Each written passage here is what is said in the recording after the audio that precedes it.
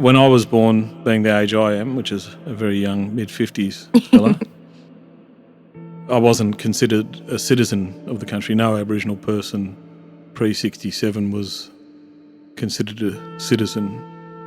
And that came about because of a thing called social engineering. So when I was young, there was nothing inclusive in society about First Nations people. We were seen as a problem. The research that I've done shows that that's very much the case today. The climate was really interesting, harsh. They took away so many kids.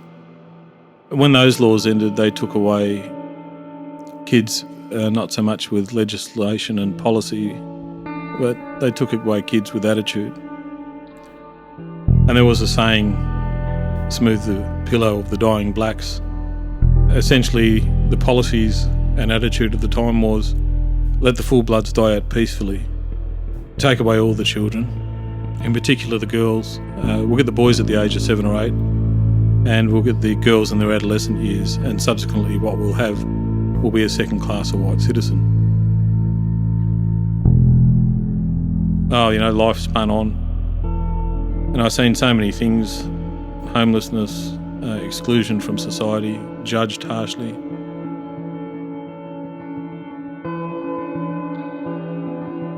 I remember my brother working at the Australian Film Commission in charge of the Indigenous branch, and he began a program there, got me up to do the cross-culturals, and a lot of the non-Aboriginals were laughing at us. And so I did Jane Elliott's Brown-Eyed Blue Eyes in the cross-cultural, and some of them ran out of the room crying, and there was old Uncle Bob Mazza there.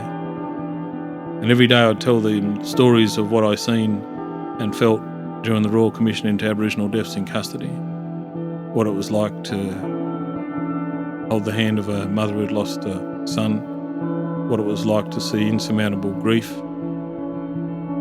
and what it was like to see the world through a mother's tears, and to see the incredible dignity that people held despite the amount of discrimination, the hatred, the vile contempt that they would have in their eyes, the white people, when they looked at us, the pity.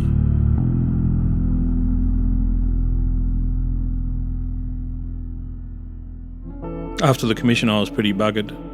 I was the only black fella for a couple of states for a while there. But I remember being at a dinner party during the Royal Commission days. Everyone was drinking red wine and stuff. And this lady knocked over a glass, and she said, "So tell me then, why are your people killing themselves in jail?" And several things struck me.